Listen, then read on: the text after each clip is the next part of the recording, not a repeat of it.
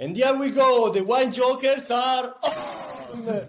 An important, unique, special day today because we have the honor to have with us the very first master of wine, Italian master of wine, Gabriele Gorelli, the one and only, the one and only. Thank you very much, first of all, for joining us. Hi, guys. We cannot really stress out enough how honored and really happy we are, excited we are to have you with us today. I think that you can clearly see from our face. I mean, it's a big honor. Absolutely. To actually have the chance to meet you and to have the chance to talk to you and to discover what you have been doing before becoming Master of Wine, but especially after, because we are the voice of wine and we would like and love to hear your voice to inspire all the wine students like us who are aiming to become Master of Wine as well. So if you don't have any further questions, we can get it started. We are not gonna introduce yourself because we are gonna have plenty of time to get to know better during interview. Okay, Gabriele? Ready? Okay, with pleasure, guys. It's fine to be here with you guys, just starting the festive season and entering the holidays with such an interview. So I'm so glad I'm here, and thank you for your warm thank you welcome. Very much, Gabriele. And here we go. We start the first part of the interview with some professional question, and then we're going to move on with some personal question later on. The first question that we believe everyone would like to know out there, every wine lover, would be, when did you first start being interested in the world of wine, and how did you get into the wine world? Well, I was born in Montalcino in 1984, and when you're born in Montalcino, especially by that time, you are not immersed in wine, not only surrounded, but you're actually immersed in wine. Also, my grandpa, the father of my father, used to have a really small vineyard, like a small garden, was less than half an hectare, but it was a Brunello di Montalcino vineyard that he also bottled and exported and everything. So my uncle as well is a trained enologist, which is now a consultant and a producer. So I've been living in such an environment where, wine was something, and you needed to do that at the best that you can. And so I have these memories in the vineyard when I was a little boy. Of course, I did a lot of damage down there, but at the same time, I tried to develop a passion because, I was together with my father, with my uncle, with my grandpa, and we were the men of the house, and we wanted to produce this wine. I still clearly remember all these things, and the fact that really the wine production, especially from such a post-stamp kind of surface like that one, it was something that was strongly connected with the ability to feel the rhythm of the season, the pace of the plants and everything. So it was something that required a lot of sensibility, and I loved that in my early stages. Well, we aren't surprised that you became Master of Wine with such a great, expertise from your family as well. So, and also the environment. And the environment surrounding yourself, the vines, you were breathing wine every day, basically, day and night. So, Gabriele, what would you say is your favorite aspect within the world of wine? Well, that's for sure. It's the ability of wine itself to connect in people, and therefore developing relations. You need to have relation in every field, of course, but with wine, it's easier. And everything becomes easier to do because people connected via wine itself. It's a stronger connection. I feel like it's easier to connect. It's easier to break the ice, and then you're already there. And once you feel that strong ability to be on the same page. I think that's where the world of wine has a strong boost compared to the other worlds, because you can be connected even if you are not talking about wine for work, but you're connected by wine, and that's what counts. I mean, it's an aggregator. So you have the opportunity to talk about everything: philosophy, history, anthropology, everything you want. It's connected with wine.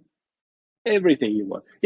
Wine itself, it's, as a wine student and as a forever on wine student, it's history and geography, what we're talking about. But there are so many other disciplines that can be connected to wine. And therefore, these leads you to develop relationships that are extremely interesting. And this is the really important thing in the wine world from my side. I completely agree with you. And also, I do believe that something very important in the world of wine, like you said, that we are all students for all our life. So there is always something to learn from everyone. No matter if he's just a junior sommelier on the floor, probably if he comes from Hungary, he can teach us something at the same time, and we can teach him something as well. Everyone has got his voice in the wine world. That's what I really love about it as well. Like you said. Thank you very much. For the next, we just put ourselves in the place where we are able to listen for these voices, and we are open to these voices, because it's one of the first things that I learned as a Master of Wine potential student, when I did first got to know the first NWs that were actually my tutors for the first stages of my training for becoming a student, not an NW. It's different. And they were listening to people that they didn't know, and with the ability to discern what was useful for them or not, but at least you listen in the first place. And that's something I want to keep for my behavior as well. It's very important. It is indeed. Speaking of which, Master of Wine has been mentioned, but there is a long way before getting there, we do believe. And we would like to know, indeed, what is the journey that you had to embark on before getting there, before reaching the top? Educationally speaking, professionally speaking, studies, can you share something with us, please?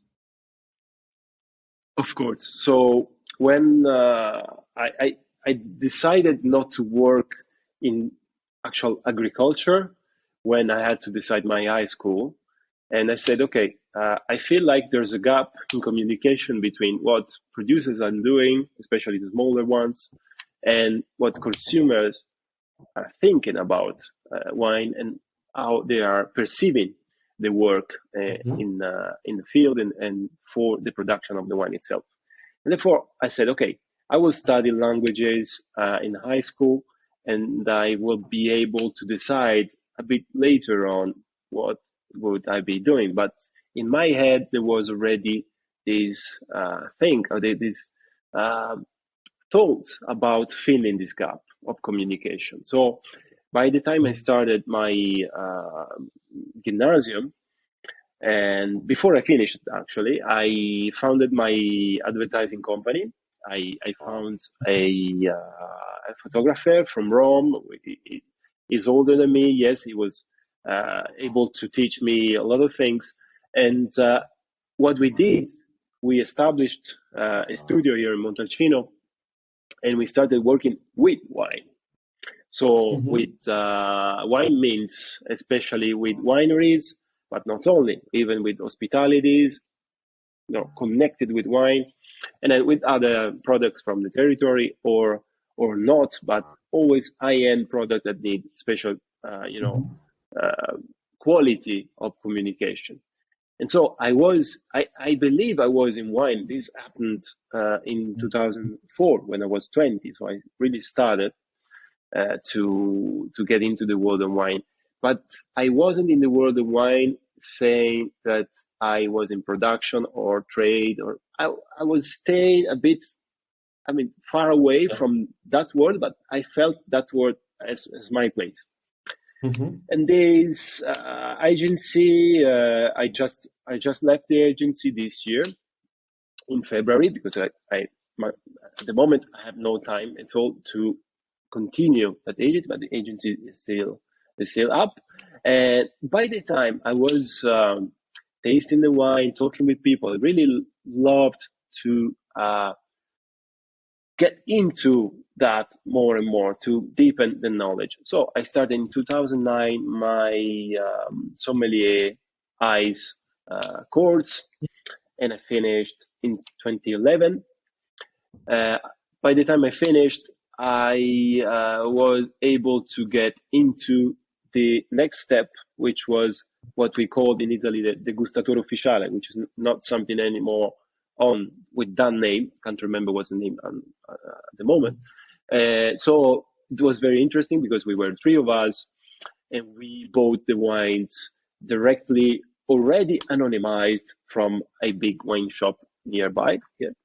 And so we had these cases of wine. We have the day we were focusing on that, Thursday, and we started making this tasting with the chronograph, and we started to work on that. It was really, really funny.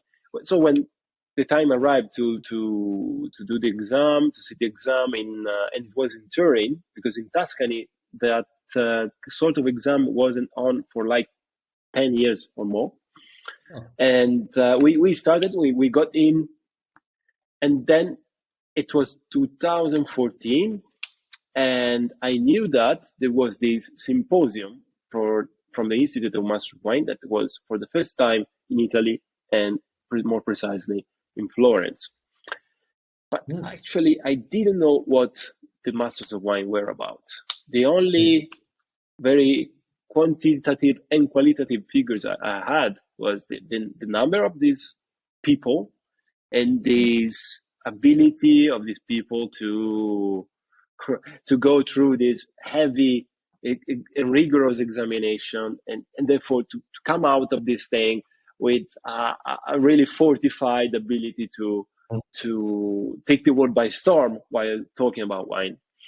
And that was, something that really was captivating to me.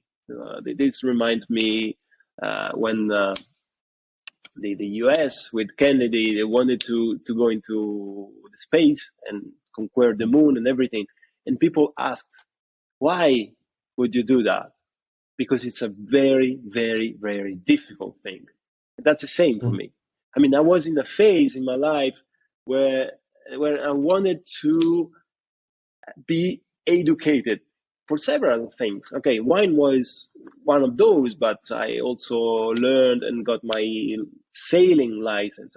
Just to say, I wanted to be performing well in several fields, and I wanted to be a certified expert in several things. So it was a good start for me, because I was eager to learn. I was very, in a way, I was very prone to be taught something, especially because it was something that was coming from the outside. It was a foreign sort of education that I would have discovered later on that was very useful for everyday life as well.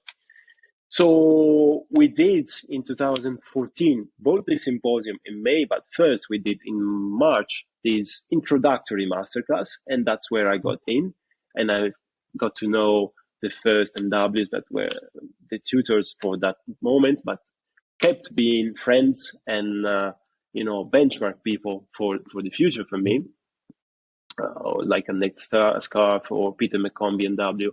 All these people that I really loved at first sight. And what happened, we were 46 of us, and only the 6 of us passed through this stage. There was a small exam in the beginning to really start moving on. Now you know that you need to have your diploma, WSET, if you want to start in the Master of Wine program, but at the moment you could do those masterclass. They were doing those masterclass in Spain, in France, and in Italy to get more European, Mediterranean students, would be better to say.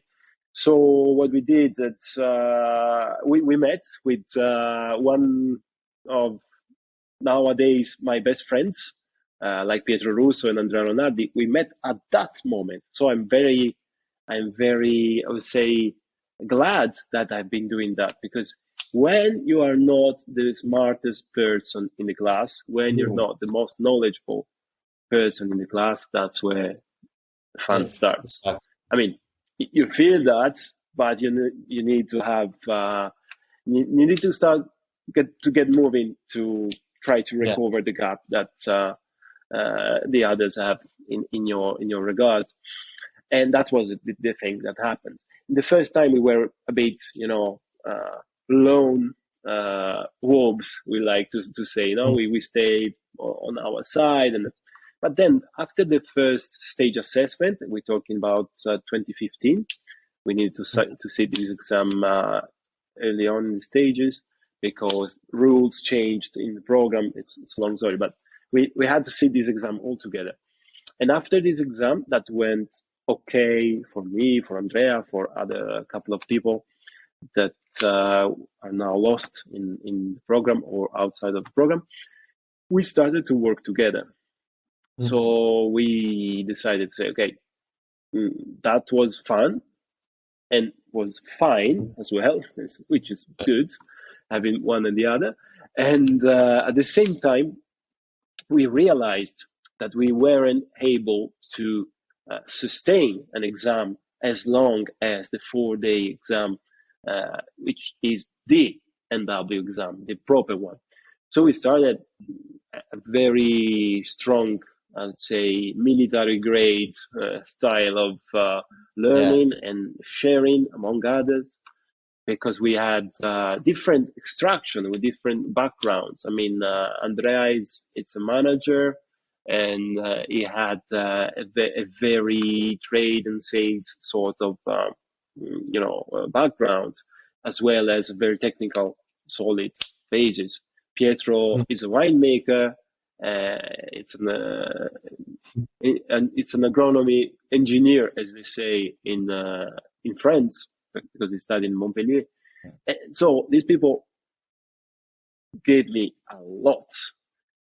I was the one that I was the wine lover of the group. I mean, my nickname is GG, not only because of my initials, but the Grosses Gewächs thing. So the top end things, very qualitative person, the one that really wants to get to the peak of the pyramid in every appellation and everything. So I was the one that when Chiara Giannotti, in an interview like this one, which was one of the first after I was declared an NW, said, "What did you have more than your study buddies?" My answer was, what I did have less than them. I had less bias and less knowledge in a vertical fashion. So you need to have very broad knowledge, and you need to have the ability to go deeper in your knowledge only when it's needed. And most of the time, people from technical side of wine don't understand that. I mean, don't realize that, because you say, okay, I do have knowledge, I know how these things work. Why shouldn't I say? It's just because you don't have or time or the ability to properly communicate that. Having said that, so we were training together with the 5 a.m. calls starting. There's a long story about that. And we also would like to yes. We also would like to write some memories about that, because it was a very, as I told you, military grade style of education for us, especially when we didn't sit the exam in 2016, and I traveled a lot and I got to know many things firsthand. and I did 2 seminars, one in Bordeaux, the other one in Adelaide, Australia. In 2017, we realized, and you know that because you live in London, you guys, we moved to London because we wanted to be in the same environment the successful students have been immersed into.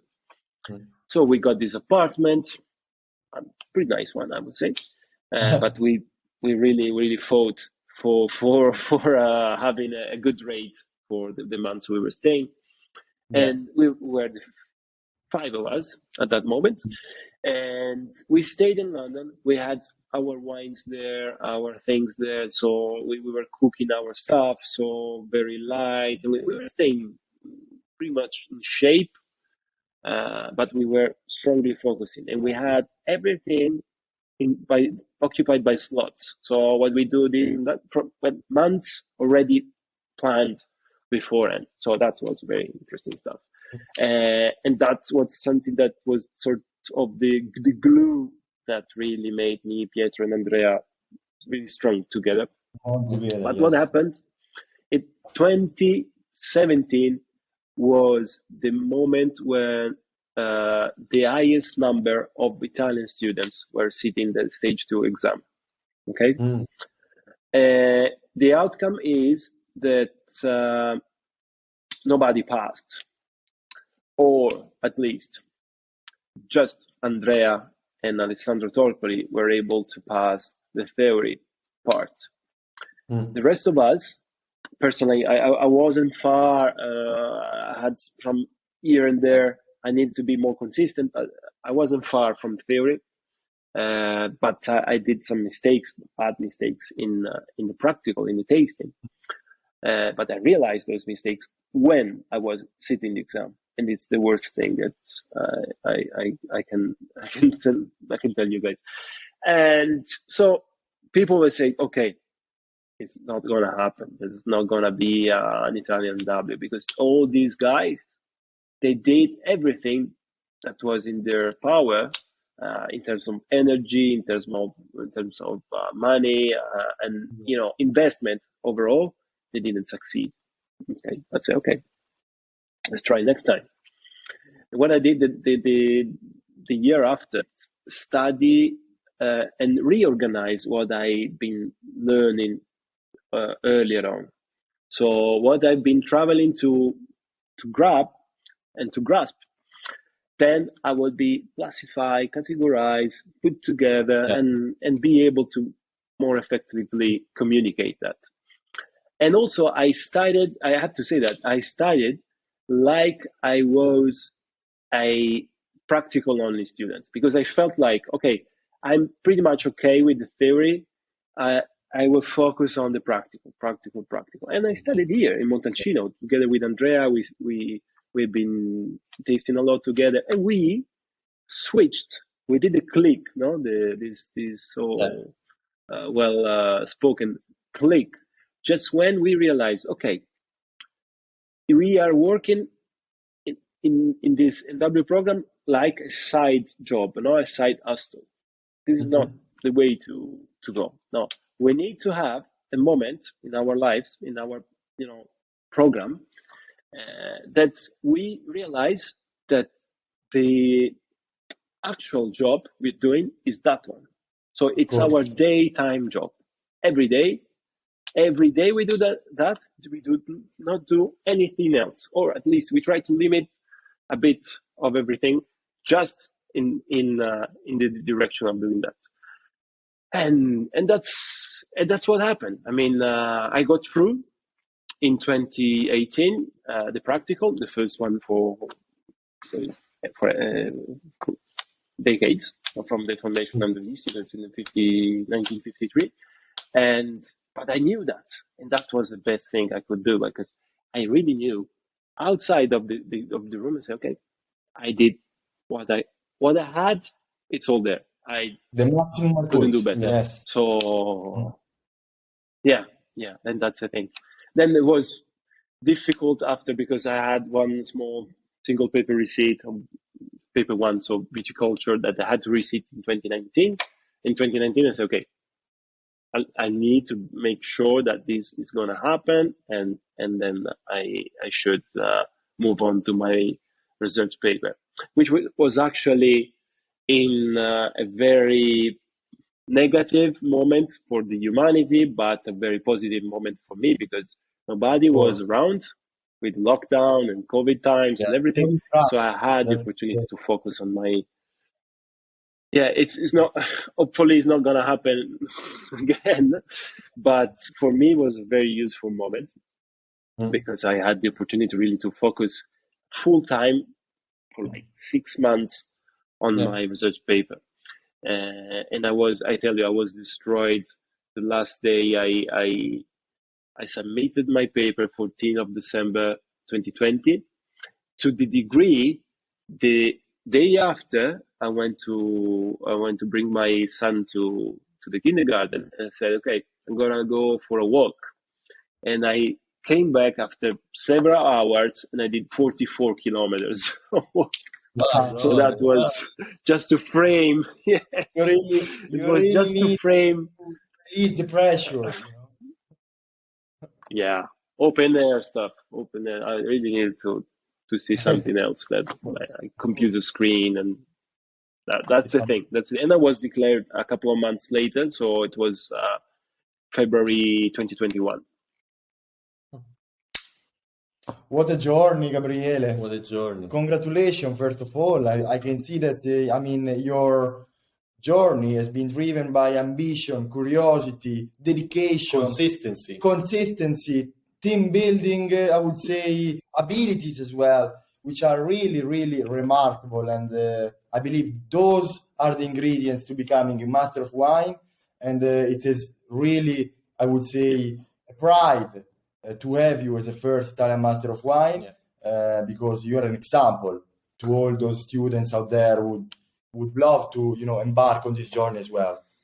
So congrats.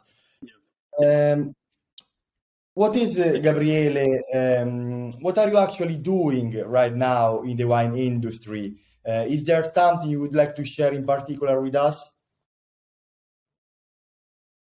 Okay, I'll tell you something that was clear in my mind by the time I started the NW program. It was that thing I was talking about earlier about relationships that was extremely useful for work in the wine field, of course.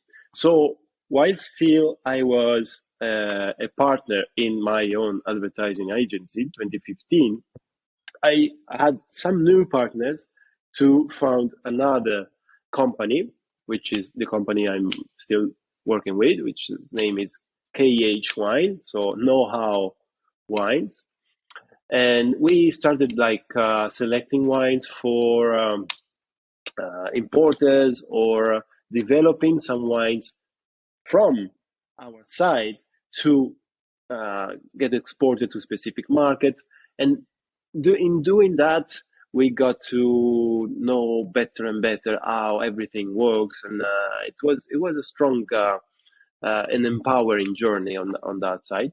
And of course, what I said, since these guys that are together with me in the companies are the one that really supported me over my journey in the NW program, and said, okay, I'm gonna keep everything I will do with my qualification, with my title in the company. I'm not going to have another company to do my things, but everything will stay there. And you guys, you're gonna help and you're gonna do your things, but we're gonna be together. We're gonna have a nice time together. And while doing that, of course, I had to thoroughly assess the things that I wanted to do personally. So I wanted to keep, as we were saying before, the education thing, and the opportunity came earlier on compared to when I was declared by Fondazione Banfi Foundation here in Montalcino. That it's active since the 80s, and it's a strong I'd say actor in the territory to attract students and to build a new knowledge for territory, especially for Tuscany, but and then especially for Sangiovese, but overall. And so I'm their worldwide faculty ambassador since I think mid 2021. Okay. And then I accepted another role, which I was very sought after for, with my friend Justin Nock and W, which has been one of my mentors, my everyday mentors, for its ability to have a superior intelligence. So I always had a lot of esteem for him. And he wanted me on board with the Oeno group. So the investment in wine as an ambassador for Italy. He strongly believed that having me as an ambassador not only would have boosted the number of investors from our country, but also would have been a light to finding rising stars throughout the Italian peninsula. And this is happening. And I'm very happy about that, especially because I work with a fabulous thing. And I think the first one that really needs to be mentioned is Mattia Tabacco, which is really outstanding. In some cases, I'd say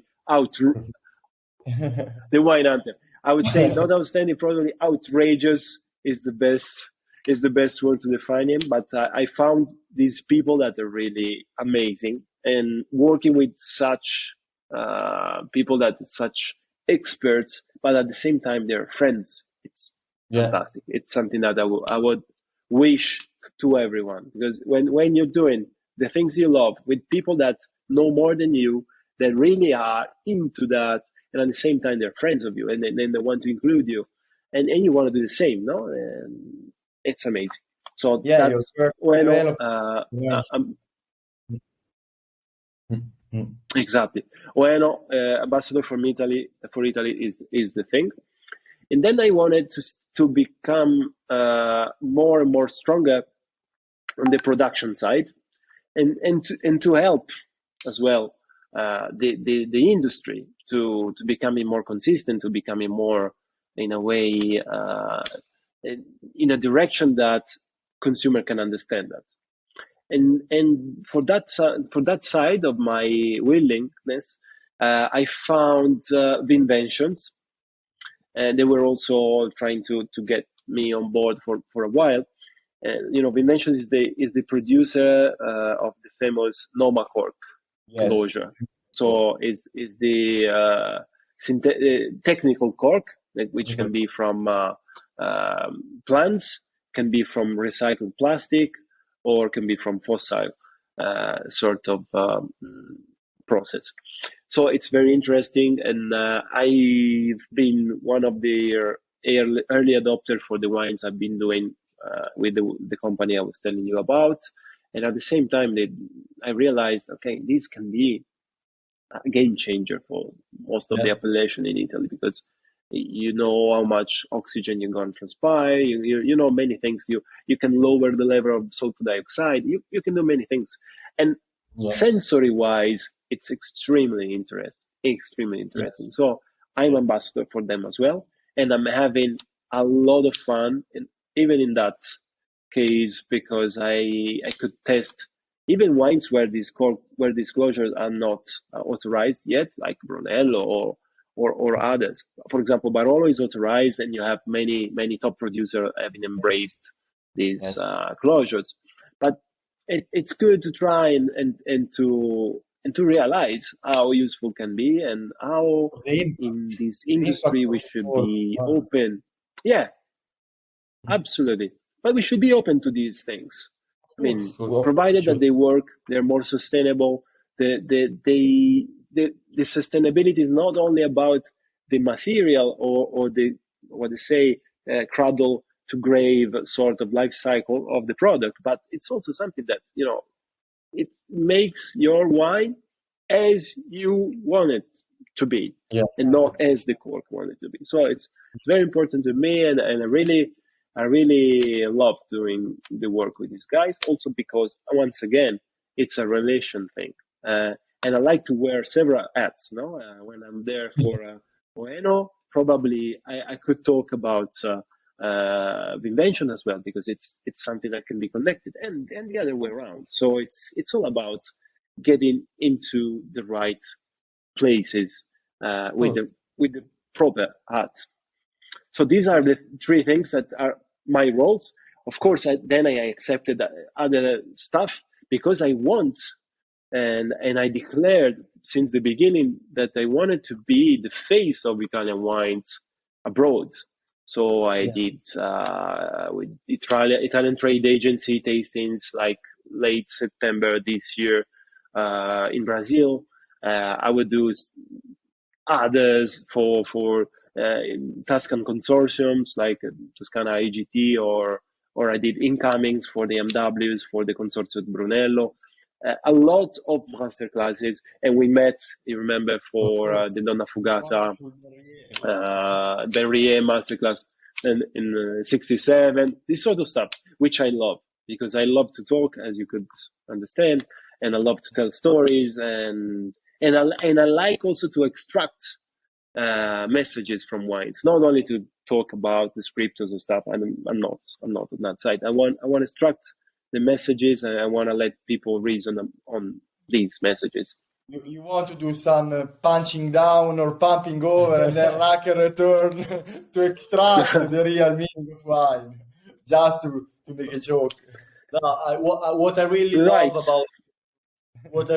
about what you are doing currently in World of Wine is that you really diversified the field where you are operating at the moment. I mean, you want to, but always with the same goal, which is raising awareness, educational point of view for the people, especially in Italy, which sometimes we kind of like lack a little bit of knowledge in some topics, which is, for instance, can be closures, alternative closure to cork, to natural cork, or can be investment in wine. I wouldn't necessarily say that we lack knowledge. I would say that in Italy we are still a little bit biased by certain traditional things, which keep us a little bit behind what's coming next. I'm sure you understand what I mean. So we exactly. And also, but you know what? This is the world of wine. It's we like to say, it's the most common thing to say, tradition and innovation. No, it's more about tradition and being conservative. Being conservative is not changing, and we are specialists. I'm from Tuscany. We are specialists on that. We said, okay, we always done like that. No, that's not the case. That's not the way to go nowadays. And on that matter, I think I have to diversify even further. I have another will, and I think it's something that's doable, and I will work on that. And it's part of my 2023 resolution. And I think we should connect more and more wine to well-being. Talking about well-being, it equals sports. Wine and sports should be connected in a very positive way. For example, I'm just back from a cycle ride this morning. I ran the marathon in London this year. But now these days I'm focusing on mountain bikes, and I like these things. I mean, it's part of the thing when you're doing your sports. Now I did that, so tonight I'm entitled to wine. Why not? Or the other way around, when you drink wine, and you need to relieve your wine pressure over you, so you run, you get to go to doing outdoor sports and stuff, and that's something that I want to focus on. And I have some ideas, but I cannot talk about those. We cannot say ideas at the moment, I think. Maybe in the next podcast in the future. So, Gabriele, we'll see.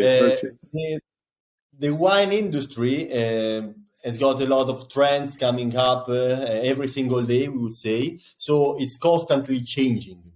So my next question would be, how did you see the wine world changing during the last years? And is it for the better or is it for the worst?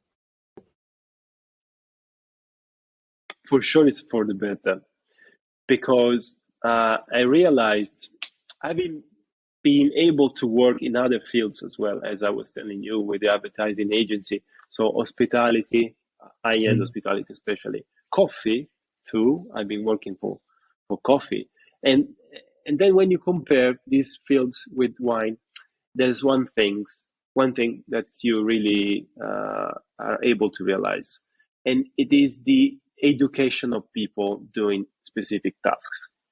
I think the wine industry for decades was run by people that really had a degree of leniency in what they were doing. So they weren't doing the things as the other fields are expecting to be done. So with preparation, with pianification, planning, and all this sort of stuff.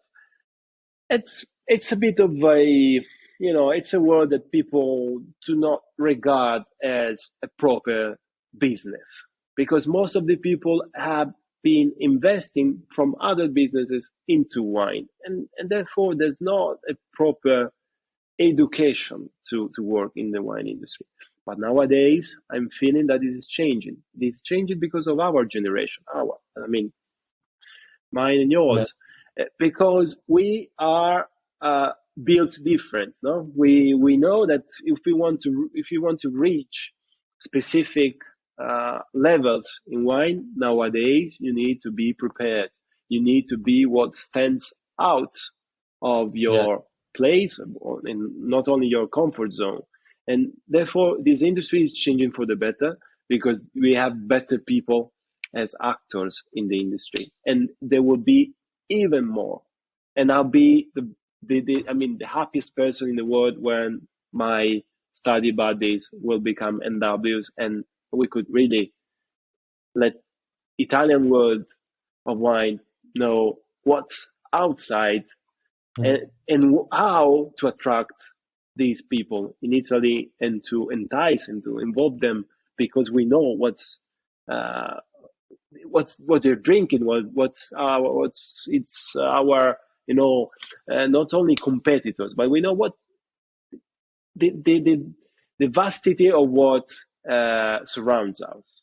Because nowadays the world of wine is too focused on personal stuffs, and which doesn't really make sense. Yes, very interesting actually that you pointed out the fact that the wine industry, has never been treated like a proper business so far, but now things are changing massively. Think about, the precision viticulture, or other things such as, the micro harvesting or micro vinification as well.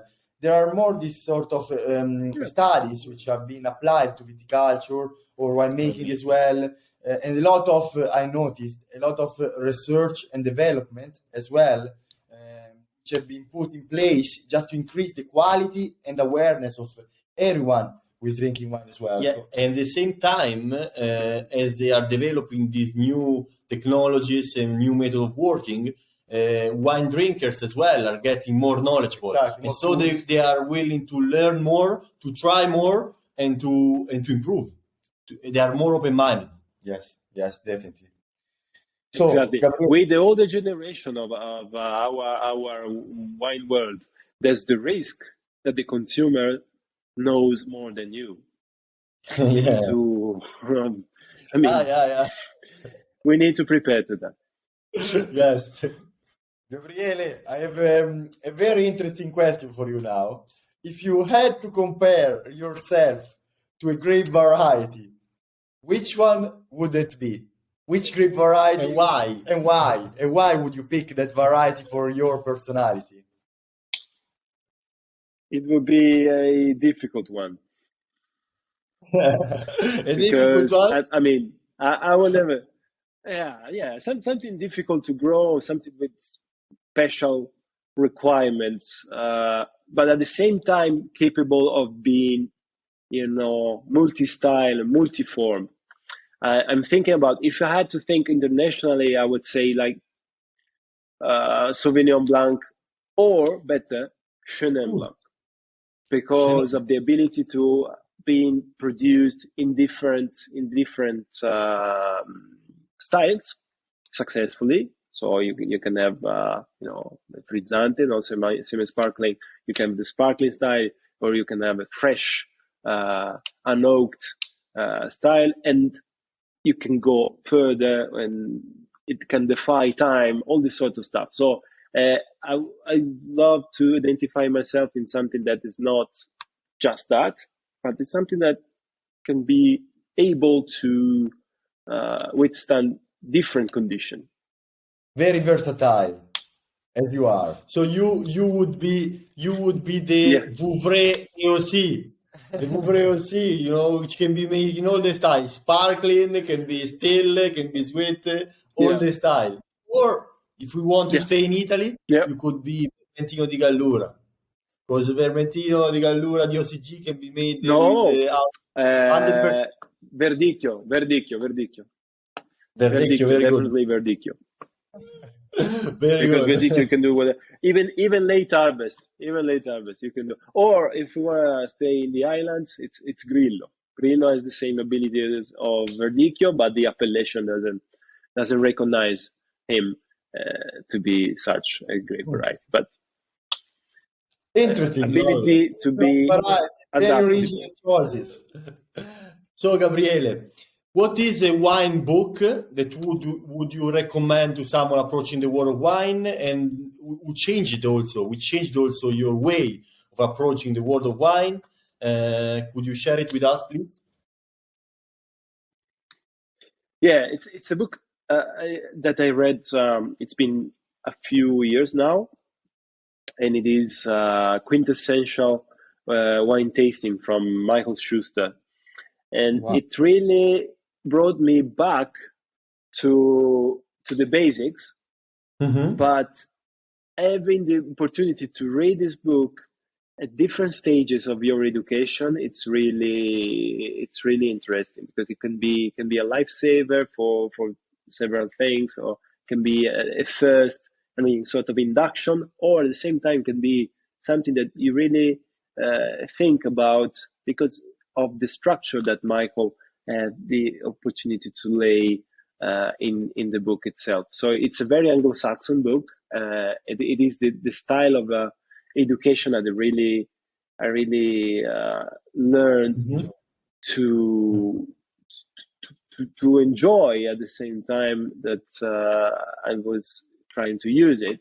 And that was a book that really made me switch a bit in what I was looking for when I was tasting wines, and how I could communicate those wines that I was tasting. So thanks, Michael.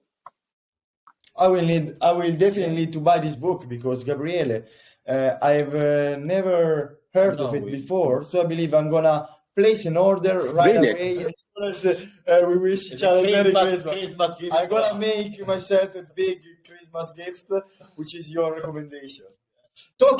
Speaking of which, so if you have the one about the one of Odds Clark, Grapes of the World, this can be two really interesting. Yeah, you have those. This one. Yes. These two books can be really massive. Yeah, great. Sorry, I interrupted you. Go ahead. No, don't worry. Speaking of pieces of advice, let's say that I was a young guy, wine lover, approaching actually this interesting world for the first time.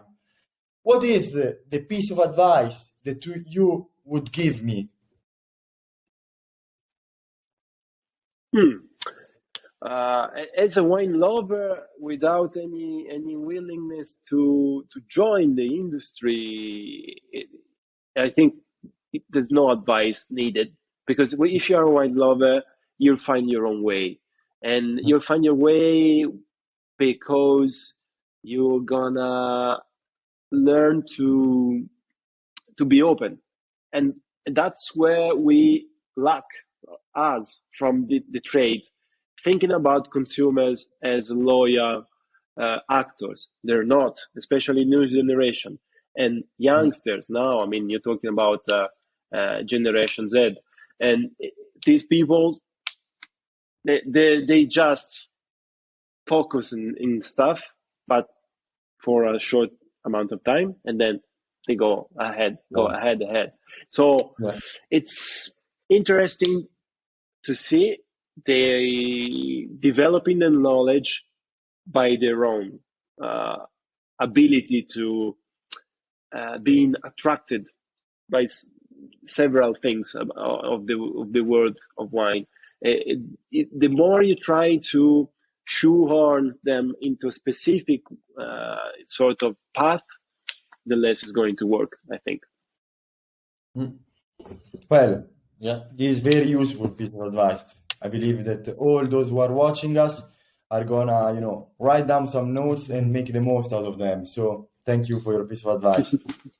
And now we are moving to the second part of the interview. We're going to more like personal questions for you, Gabriele. Are you ready for it? we are gonna have the chance to get to know you better, and also our followers and friends out there. First of all, we would like to know what's your favorite music style? Do you have a favorite TV show, series, or what's your favorite movie? Something like that. Music style, I would say, without any doubt, rock and roll. It's my thing. So everything that involves Queen and further on. So that's my aim, and it stayed like that for a while. Speaking about movies, it's a bit odd, but I haven't been watching movies for a while now, and I haven't been watching TV series for long because I had no time in the beginning. Now I have a son and that he wants to watch Paw Patrol or Tom and Jerry, and I don't really have to any chance on taking a good look at movies. But for the latest I watched, I think I like drama better, or adventure when it's properly done. But for sure, the movie that really changed my approach to cinema, even because at that time, working with the agency, I was a video maker too. So I was focusing on things, I was seeing things that the regular spectator doesn't really recognize, is The Great Beauty from Paolo Sorrentino. That is, to me, it's an absolute masterpiece for several things, and the Oscars talk for him. But there are literally things that you can see if you watch this movie for like 50 times in a row. You see how well it's put together, and the story and everything. There's the Italianity, which I always feel needs to be conveyed to people. So I really loved, and I really found this movie a revelation. Interesting. So, Gabriele, before you spoke about your favorite book in terms of wine, but what about your favorite book? I mean, do you have, which is not involving wine? Do you have any favorite book? Yes, I like reading novels, and there was a time when I was going to the seaside with my family, and I stayed under the sunshade, and I read books one after another. And I have to say that the authors that I really found myself comfortable with are the Anglo-Saxon ones.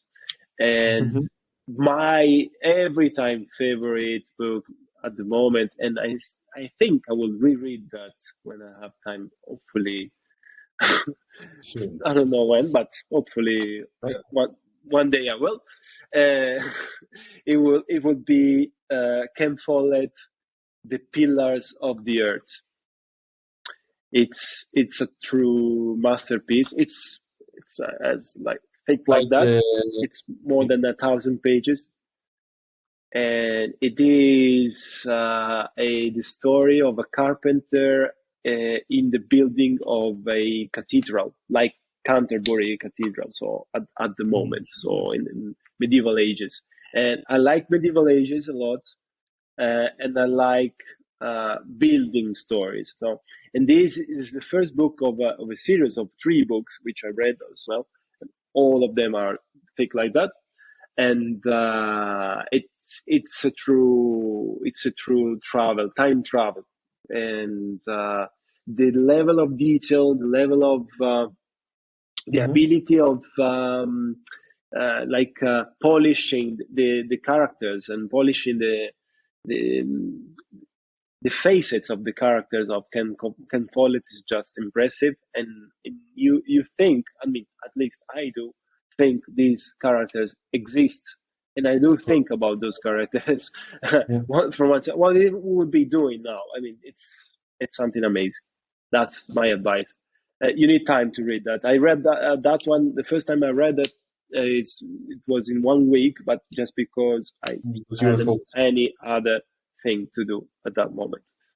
So we are gonna keep it in mind for our next holiday, probably. Which actually we are talking about vacation now. Christmas is all around us. It's a festivity season.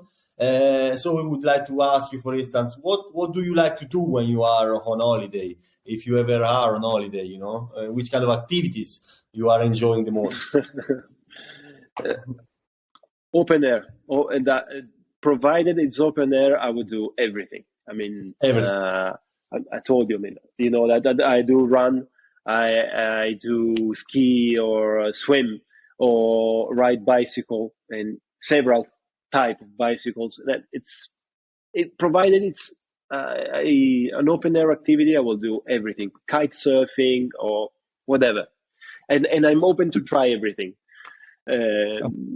I have no limits in that, and it's something that I really feel it's amazing, because you need to start learning different things. I mean, tonight I will be going with my son, and I'm sure we're going to the village of Babbo Natale to do Santa, and I'm sure I will need to ice skate. I love it. I mean, why not? It's Again, you are showing your flexibility and versatility here. That's why you expressed yourself like if you have to like compare yourself to a grape, you said Chenin Blanc. So actually, you are really a Chenin Blanc as a human being, versatile and flexible. So, Gabriele, yes. Do you have any favorite restaurant? And if so, what we should order over there? In vacation. I tell you something. I got married this year because of time issues. Couldn't make me marry my love of my life, which we've been together for a long time. But we decided to marry this year for several, reasons. And we wanted to marry in Greek island, which is called Paros. Paros. And, I was Paros, and I was with my family in Paros in July, and then we came back in October, late October, by the end of the season, to get married there. And I was dreaming about this restaurant. That was the one that we discovered while on the island, and its name is Siparos. And the advice on what to get from Siparos is it's very simple. And I told my invitees, because I said, okay, just get everything. You get everything, you're gonna be satisfied. I mean, you get the fava, you get the tzatziki, you get the shrimps, you get the everything. Moussaka, yes, you can have the veggie moussaka, yes, why not? And you're gonna be fine. And that's what happened, and people loved it. Of course, I have to say, if we are talking about Italy, I have to say I was in not in Osteria Francescana, but in Casa Maria Luigia from Massimo Bottura, just a few weeks ago, and that was an amazing experience. It was like, amazing experience. Yeah. Well, thank you very much for sharing. That's one place to remember. Remember, we will. No worries. So the next one is going to be actually a very tough question. I still remember when our tutor in Switzerland during the master asked me this question. I had to really think a lot about it. Let's suppose that you have got unlimited money, but you have it just for 24 hours, just for one day. What would you do with it? What would be the best way to spend an entire day, 24 hours with unlimited money for you? Okay, it's said that our generation was born too late to explore the Earth and too early to explore the universe. So I think if this money it's only for me and not for raising other people life standards, it would be space. I'd love to do a space experience, because there's a story that people believed that I went to space because of a thing. In 2015, I designed a logo for an experiment to be carried out in the ISS space station, International Space Station, and this logo was selected, and it actually went upstairs up the space, and it was carried, and I had these photos of the sort of luggage that they have to carry experiments with my logo and everything, and I had the opportunity to speak with the station while I was to this company near Livorno that is taking care of the experiment with Samantha Cristoforetti. So and the title in the local newspaper side, and Gorelli goes to space, no? And people actually believed that I went to space. So I think that's a good thing to do, to not to not to have a delusion from these people that one day will realize that I wouldn't go. Well, Gabriele, if you ever go to space, make sure to pop a bottle of Petrus, which is being aged in the space as well. Because, with unlimited money, why not? You could even treat yourself a little bit. Why not? Yeah, but but some bottles, for the 24 hours, I think I will stock with pleasure. Make sure to stock some for us as well. So after this funny moment, I would say now there is a very actually serious question. What would you say has been a dark moment in your life, and how did you actually overcome the challenge? Well, if you want to stay still in the MW program, of course, when you're doing your research paper, you're alone, and you don't feel the top of the mountain, and for that dark moments, my wife, my new wife, I mean, she was my fiancée for a lifetime, but she's now my wife. She was very helpful to me, and she has always been, and I hope I could give her back what she deserves for being so close to me.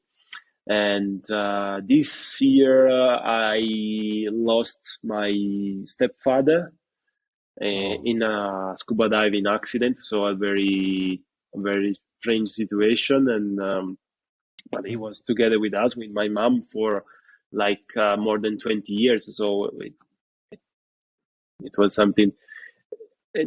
It's still difficult because it was late June this year, but I think we still relationships, people, and what we do, what is our attitude towards people can really sustain us in such difficult moments.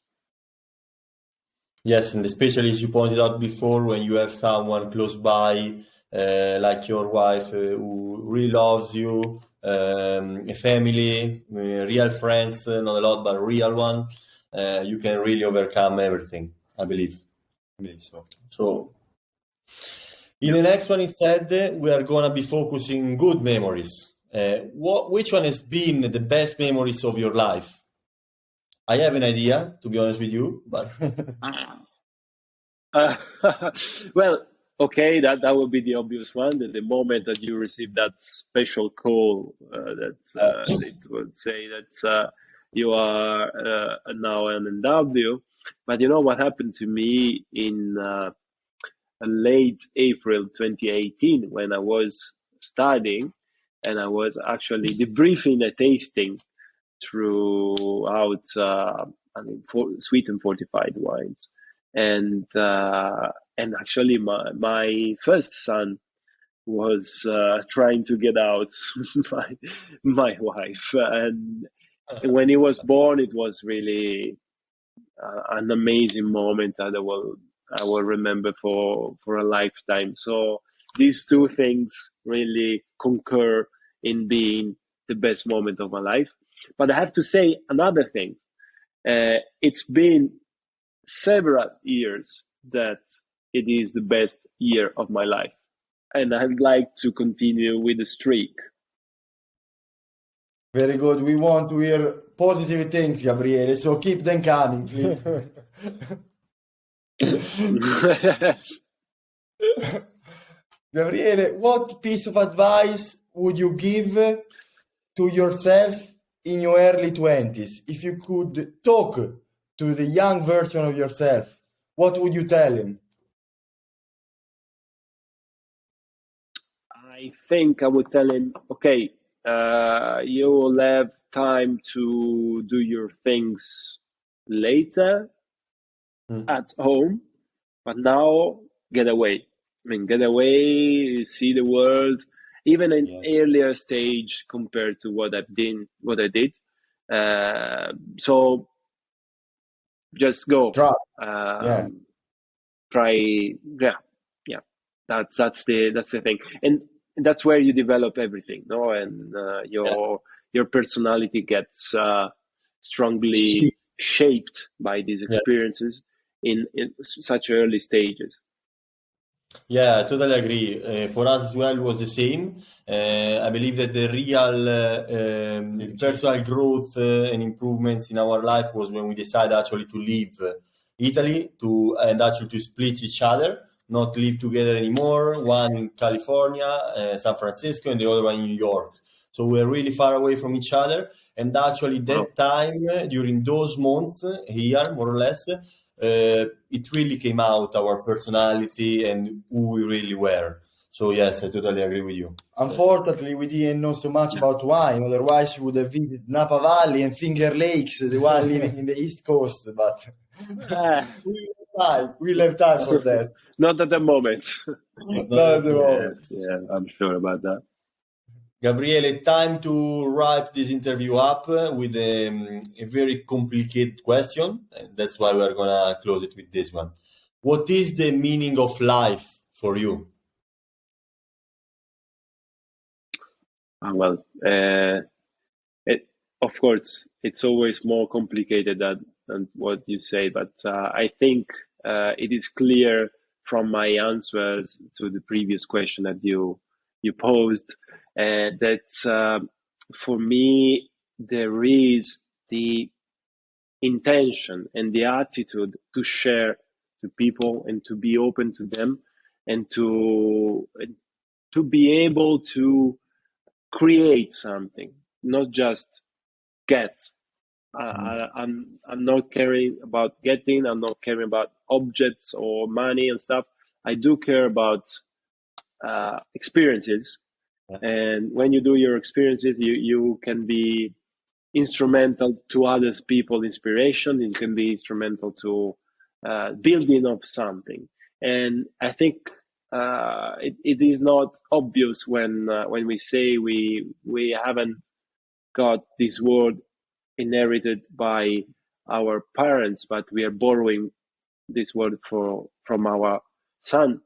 I think it's totally on point, and because of that, I think we should act because we want to leave a mark. I mean, I do want to leave a mark. I do want to leave a trace, and it should be positive. It should be something that it's unifying, and it's about a positive message. That's the thing. It's about living in harmony with our environment and with our surrounding people, and not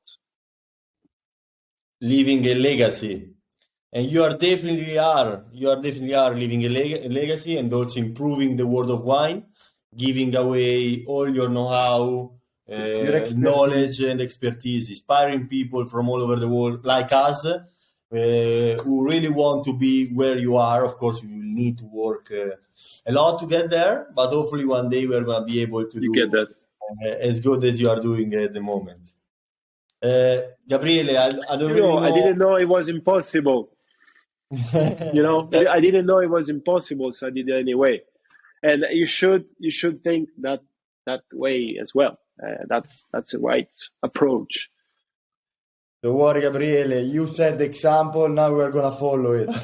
Definitely. That's why now after the interview we're gonna have a run away, a good run, fresh air. Good.